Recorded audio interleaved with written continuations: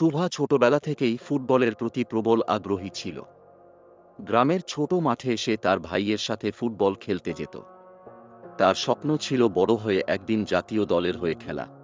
শুভার পরিবার এবং গ্রামের লোকজন মেয়েদের ফুটবল খেলা মেনে নিতে পারছিল না। সমাজের রীতিনীতির বিপরীতে যাওয়ার জন্য শুভাকে নানা কথা শুনতে হয়। কিন্তু শুভা নিজের স্বপ্নের প্রতি অবিচল থাকে। শুভা নিজে নিজে কঠোর অনুশীলন শুরু করে। ভোরে দৌড়ানো থেকে শুরু করে প্রতিদিন বিকেলে ফুটবল প্র্যাকটিস সবই সে একাগ্রতার সাথে করে। গ্রামের স্থানীয় একটি ফুটবল প্রতিযোগিতায় শুভা অংশগ্রহণ করে।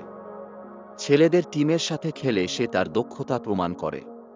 তার খেলা দেখে সবাই অবাক। গ্রামের প্রতিযোগিতায় ভালো খেলার পর শুভার খবর ছড়িয়ে পড়ে। জাতীয় দলের কোচ তাকে ডেকে পাঠায়। এভাবেই তার স্বপ্ন পূরণের পথ খুলে যায়। শুভা জাতীয় দলের হয়ে খেলার সুযোগ পায় এবং গুরুত্বপূর্ণ ম্যাচে অংশ নেয়। তার খেলা দেশ জুড়ে প্রশংসিত হয় এবং সে তার স্বপ্ন পূরণ করতে সক্ষম হয়। শুভার সাফল্যের পর গ্রামের মানুষ মেয়েদের ফুটবল খেলা নিয়ে ধীরে ধীরে ইতিবাচক হতে শুরু করে। ছোট মেয়েরা তার মতো স্বপ্ন দেখতে শুরু করে। শুভা তার গ্রামে একটি ফুটবল একাডেমি প্রতিষ্ঠা করে, যেখানে মেয়েরা প্রশিক্ষণ নিতে পারে। সে তাদের প্রশিক্ষণ দেয় এবং ভবিষ্যতের জন্য তাদের প্রস্তুত করে। পরবর্তী ভিডিও পেতে চ্যানেলটি সাবস্ক্রাইব করে পাশে থাকা বেল আইকনে প্রেস করুন।